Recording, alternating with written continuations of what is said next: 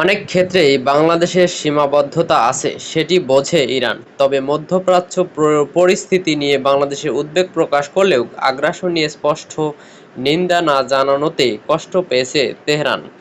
আজ বুধবার ঢাকায় ইরানের দূতাবাসে আয়োজিত এক সংবাদ সম্মেলনে এই কথা বলেন দেশটির রাষ্ট্রদূত জলিল রহিমি জাহানাবাদী। মধ্যপ্রাচ্যে চলমান পরিস্থিতিতে বাংলাদেশ শান্তির উদ্যোগ নিলে স্বাগত জানাবে ইরান। রাষ্ট্রদূত বলেন, আমরা লক্ষ্য করেছি বাংলাদেশের কিছু বিবৃতিতে শুধু উদ্বেগ প্রকাশ করা হয়েছে, কিন্তু আগ্রাসনের স্পষ্ট নিন্দা করা হয়নি। আমরা আশা করি বাংলাদেশ আরও স্পষ্ট এবং দৃঢ় অবস্থান নেবে।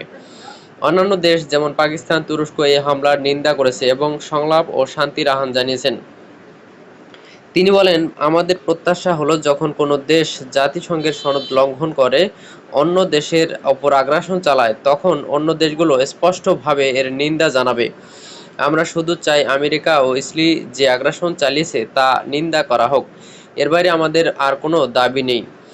বাংলাদেশের সীমাবদ্ধতার কথা স্বীকার করে জলিল রহিমি বলেন, বাংলাদেশের কিছু সীমাবদ্ধতা আছে, আমরা তা বুঝি, কিন্তু এটি একটি আন্তর্জাতিক বিষয়।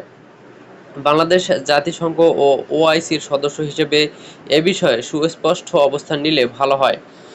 রাষ্ট্রদূত বলেন, রাশিয়া মুসলিম দেশ নয়, তবু আমাদের বন্ধুত্বপূর্ণ সম্পর্ক আছে এবং চীনও। এই কারণে আমরা তাদের ভূমিকার প্রতি কৃতজ্ঞ।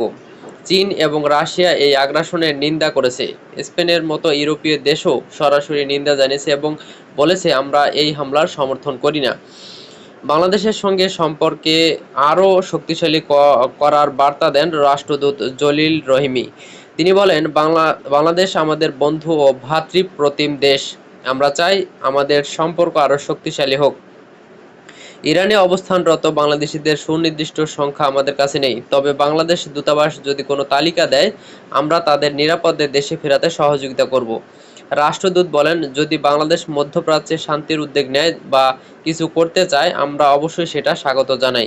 আমরা পাকিস্তান, তুরস্ক এবং মিশর যারা মধ্যস্থতার চেষ্টা করেছে তাদের উদ্যোগকে স্বাগত জানাই এবং তাদের ধন্যবাদ জানাই। তিনি বলেন, যদি আগ্রাসনের বিরুদ্ধে স্পষ্টভাবে অবস্থান না নেওয়া হয়, তাহলে ভবিষ্যতে এই সমস্যা অন্য দেশগুলোর জন্যও হুমকি হয়ে উঠতে পারে।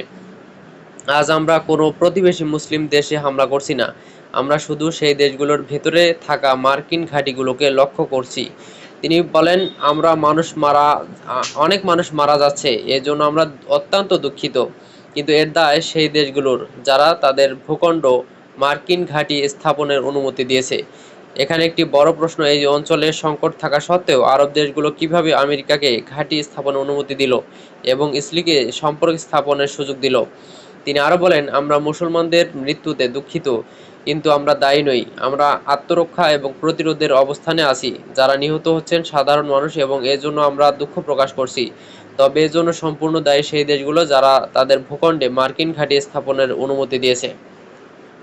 রাষ্ট্রদূত জানান, ঈদের অনুষ্ঠানে বাংলাদেশের প্রধানমন্ত্রীর সঙ্গে সাক্ষাৎ হয়েছে এবং সেখানে স্বাভাবিক কথাবার্তাই হয়েছে, সৌজন্যমূলক কথাবার্তা হয়েছে। আমি এখনও প্রধানমন্ত্রীর সঙ্গে সাক্ষাৎ পাইনি।